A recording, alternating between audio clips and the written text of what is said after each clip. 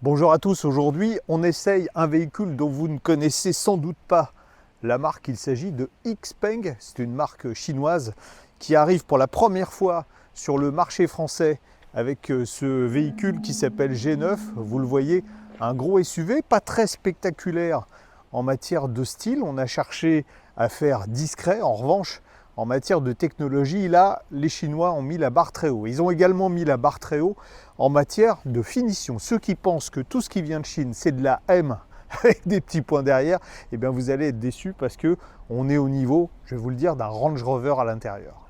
Le G9, c'est vraiment un beau bébé, hein. Déjà, je vous l'ai dit, avec des formes assez fluides. On a cherché avant tout à améliorer l'aérodynamique. On a un CX de 0,27, ce qui n'est pas mauvais du tout, malgré des grandes roues. Alors on notera que le constructeur chinois fait appel, tout du moins pour les modèles commercialisés en France, à des pneumatiques Michelin, des roues énormes de 21 pouces. Il faut dire que l'engin est lui-même énorme, il mesure 4,89 m de long. On essaye la version extrême aujourd'hui. Extrême pourquoi? Parce qu'elle est dotée de deux moteurs, un à l'avant, un à l'arrière, un moteur électrique. C'est la version performance, plus de 550 chevaux. Comme à l'avant, on a un bandeau lumineux à l'arrière et un coffre évidemment à ouverture électrique assez vaste, 660 litres, avec un double fond qui dissimule les câbles de charge. Et sur ce modèle, une option intéressante qui se trouve ici, j'essaierai tout à l'heure de vous faire une démonstration. En fait, c'est un lit gonflable qui se déploie automatiquement à l'arrière du véhicule. Petit accessoire, une prise qui va se brancher sur la prise de charge de la voiture et qui va vous permettre, c'est un adaptateur, de brancher des appareils, une cafetière, un aspirateur, je ne sais pas quoi, jusqu'à une puissance de 3000 watts. Les Chinois aiment surtout voyager à l'arrière. Et à l'arrière de ce G9, c'est l'Amérique. Tout d'abord, on a beaucoup de place. La sellerie, on va la détailler un peu plus loin, est vraiment magnifique. On a des sièges à réglage électrique dans tous les sens. On a même des sièges massants. On peut aussi incliner les dossiers ici. On a 3 places qui sont très confortables. Un petit peu moins celle-là, on est un peu surélevé, mais franchement, c'est vraiment très bien. Et vous avez aussi un petit bouton sur le côté du siège qui vous permet d'avancer le siège passager quand il n'y a pas de passager à l'avant, puisque ce genre de véhicule, dans l'empire du milieu, est souvent utilisé avec un chauffeur. Le grand toit panoramique vitré est livré en série, quelle que soit d'ailleurs la finition du véhicule. Et puis, ce que je vous expliquais, c'est que on a, nous, l'option siège en cuir, du vrai cuir, hein, du cuir Napa, qui est vraiment de super qualité. Ce cuir, il habille même la planche de bord. C'est une option qui vaut 3 990 €. Vous allez me dire, où c'est cher, mais non. Pour le même prix, vous avez l'installation d'InAudio. C'est juste extraordinaire. Je vais essayer de vous la faire écouter tout à l'heure. Mais est-ce qu'on aura le rendu avec le micro de la caméra? C'est pas sûr. Installation de, tenez-vous bien, 22 haut-parleurs plus 6 unités de vibration. Ça veut dire que on a de l'infrabasse et une puissance de 2150 watts. Je ne peux pas dire sono parce que le son est tellement extraordinaire. On ressent les basses physiquement, hein. Une ampleur absolument, mais c'est juste extraordinaire, hein.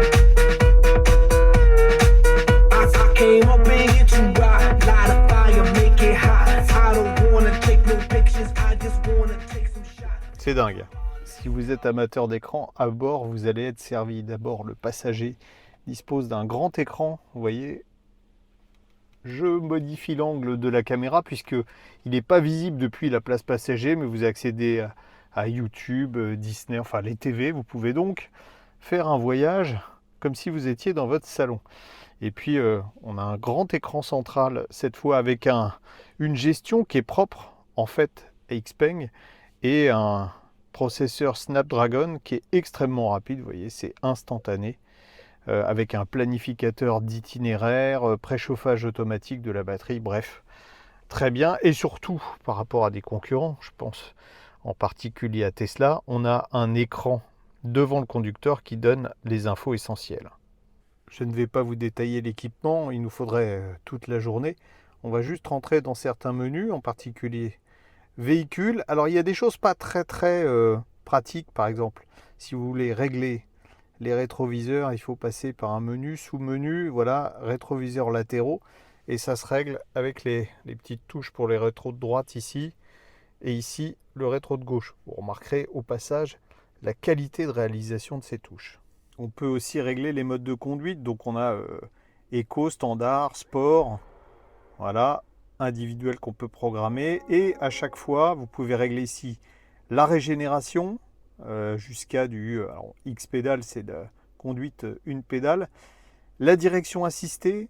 Si vous êtes sur le mode confort, là vous sentez même plus le volant, on va laisser sur standard.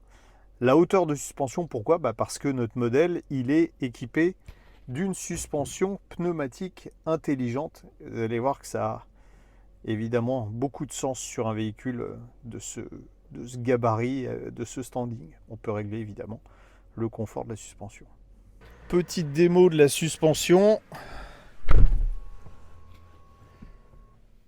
On peut donc la faire monter.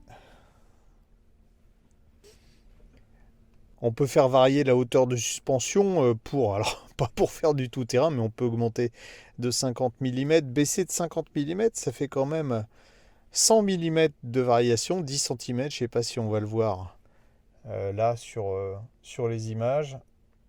La voiture fait le chameau.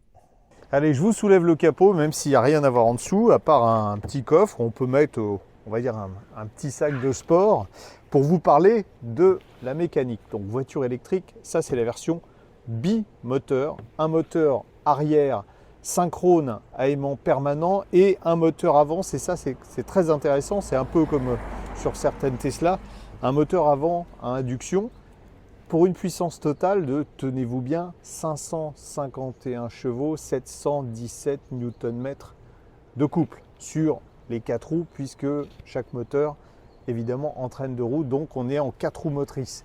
Et avec une batterie, c'est une des plus grosses batteries du marché pour le moment, 98 kWh de capacité, en nickel, manganèse, cobalt pour la chimie, et surtout avec une tension de 800 volts, ce qui permettra d'avoir des recharges vraiment ultra rapides. Dans les petites choses rigolotes, il y a ça, regardez. On peut soit avertir qu'on est là grâce à un petit sifflet, et puis si les gens ne réagissent pas,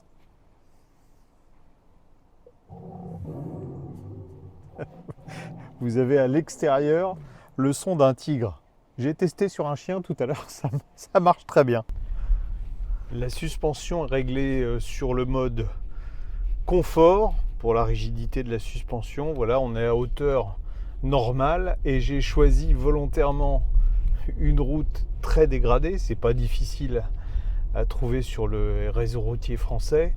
Et ce qu'on remarque, c'est que malgré les roues gigantesques, eh bien, la suspension pneumatique fait parfaitement son boulot. On n'est pas secoué du tout. Il y a des très légères trépidations, mais franchement, dès que on roule un peu plus vite, on a l'impression d'être sur un tapis volant. La douceur de la mécanique, le silence à bord, franchement, le confort est vraiment royal. Le mieux pour tester encore la douceur des suspensions, c'est ça, un bon ralentisseur trop haut, n'est-ce pas Thierry? On n'est pas secoué, on était à 30 km/h. Ce qui reste évidemment bluffant comme avec tous les véhicules électriques puissants, c'est ça, hein. Si on écrase l'accélérateur, on est propulsé. Alors évidemment, avec pas loin de 2 tonnes 4, quand on arrive dans les virages, on sent la baleine qui a tendance à élargir, mais rassurez-vous, il suffit à ce moment-là de passer sur la position sport. Sur la position sport, le châssis s'est rabaissé de 15 mm et puis surtout on a des suspensions bien plus fermes, ce qui permet, vous voyez, de plus être embarqué dans les virages. Bon, on a toujours cette cavalerie impressionnante qui vous propulse à la moindre accélération. C'est évidemment pas une voiture de sport, mais au feu rouge, vous allez pourrir toutes les Porsche. On passe de 0 à 100 en 3 secondes 9. Imaginez pour un engin qui fait 2400 kg. Au chapitre critique, il y a peut-être la direction. Alors, on a 3 réglages. On a confort, standard, sport. Là, je me suis mis sur sport volontairement. Le problème, alors ça durcit franchement la direction quand on est sur le mode sport, mais elle semble complètement décorrélée en fait de la vraie direction de la voiture. Vous voyez, bon, c'est pas direct, et puis surtout on n'a pas beaucoup de remontée d'informations. C'est un peu artificiel comme ressenti. Bon, évidemment, direction assistance électrique, mais comme ça n'est pas une voiture de sport, ce qu'on va faire, c'est qu'on va se remettre en mode confort, et finalement, quand c'est super assisté, bah, moi je trouve ça très agréable. Donc, comme je vous l'ai promis, on va essayer de faire fonctionner le matelas intelligent à l'arrière. Donc on vide le coffre, voilà. Bon, ok. Donc, je vais derrière. J'avais déjà ouvert le coffre pour gagner un peu de temps. Voilà. On déplie comme ça. On branche sur la prise qui est sur le côté à l'arrière. Ouais. Voilà. Et maintenant, a priori, on appuie sur le petit bouton ici, connecter le matelas gonflable. D'accord. Les sièges avant sont sur le point d'avancer. Faites attention à votre sécurité. Oui, alors donc il vaut mieux descendre de la voiture hein, puisque ça avance les sièges avant tout seul. Ça replie la banquette arrière et vous allez voir, ça gonfle le matelas. Attention, ça finalise. Regardez, franchement, c'est pas énorme ça. Voilà, on a un chouette lit de place qui s'est déplié automatiquement dans le coffre. On est à 110 km/h sur l'autoroute. C'est dommage, j'ai plus le sonomètre pour mesurer le niveau sonore. On est avec le micro d'ambiance de la caméra là. Et ce que vous entendez comme bruit, c'est le camion que je suis en train de doubler parce que on est à bord d'une des voitures les plus silencieuses que j'ai essayé jusqu'à présent. Franchement, même, je crois qu'il n'y a pas de double vitrage, mais là, silence de cathédrale à bord de cette auto. On va monter, puisque la limitation de vitesse maintenant le permet, on va monter à 130 km/h. Et vous voyez, à 130, même chose. On a vraiment un véhicule extrêmement silencieux. Pas de bruit de roulement, pas de bruit aérodynamique. Il faut dire que l'aérodynamique, vous l'avez compris tout à l'heure, a été assez travaillée. Comme je vous l'ai dit, on a une grosse batterie de 98 kWh, dont 93,1 kWh utile. Le constructeur annonce une autonomie sur cette version de 520 km. Et figurez-vous qu'on a réussi à avoir une consommation moyenne qui est plus faible que la consommation normalisée. Nous, on est à 19,8 kWh au 100 km. Ça veut dire quoi? Ça veut dire que, regardez, on est à 49% de batterie. Il nous reste 254 km d'autonomie. On est pratiquement dans les clous de l'homologation. On a fait quand même de l'autoroute à 130 km/h. Sur l'autoroute, la consommation est montée à 25 kWh. C'est pas monstrueux non plus, hein, vu la monstruosité de l'engin. Donc non, plutôt pas mal en termes d'autonomie, et c'est surtout assez rare. D'ailleurs, regardez, c'est marrant, hein, il y a écrit WLTP. On vous annonce, on vous dit, ça c'est l'autonomie selon le cycle d'homologation européen. J'imagine que dans les autres pays, aux États-Unis, au Japon ou en Chine, le petit logo est différent. Là où notre Xpeng G9 fait mieux que la concurrence, c'est en matière de recharge. Vous avez vu, il y a une jolie trappe déjà électrifiée. Alors en courant alternatif, en triphasé, on monte jusqu'à 11 kW, mais ça c'est classique. Ce qu'il est beaucoup moins, c'est que on a une architecture 800 volts. Il y a assez peu de voitures qui ont une architecture 800 volts. Et donc en courant continu, on va grimper à des puissances qui vont jusqu'à 300 kW et on peut même légèrement dépasser 300 kW. Ça veut dire quoi? Ça veut dire que si vous avez réellement 350 km d'autonomie sur l'autoroute, vous vous arrêtez 20 minutes et vous faites 10-80% de charge avec cette allure qui est parmi les plus rapides du marché. Donc on peut entrevoir de longs trajets avec ce SUV. On profite de la position haute de la suspension pneumatique pour une petite conclusion champêtre. Alors que penser de ce Xpeng G9 Performance? On peut en penser plein de choses. Tout d'abord, ceux qui croient que les voitures chinoises c'est cheap, eh bien ceux-là malheureusement vont devoir revoir leurs a priori parce qu'on a une qualité de fabrication qui est équivalente à beaucoup de berlines allemandes luxueuses et même, je dirais, supérieure aux 3/4 de la production allemande. Ça, c'est une première chose. Ensuite, moi j'adore le confort de cette voiture et on a des performances qui sont simplement décoiffantes pour un engin de ce gabarit. Là où ça coince un peu plus, c'est que, bon, d'abord, le gabarit n'est pas tellement adapté à nos routes françaises.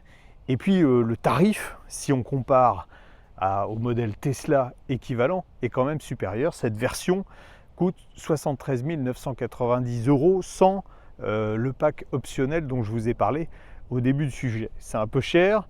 Il y a peu de chances donc que vous croisiez un G9 sur les routes françaises. Heureusement, la marque, heureusement ou malheureusement pour nous peut-être, la marque arrive avec d'autres modèles un peu plus petits, un G6 par exemple, qui sera plus adapté à nos routes.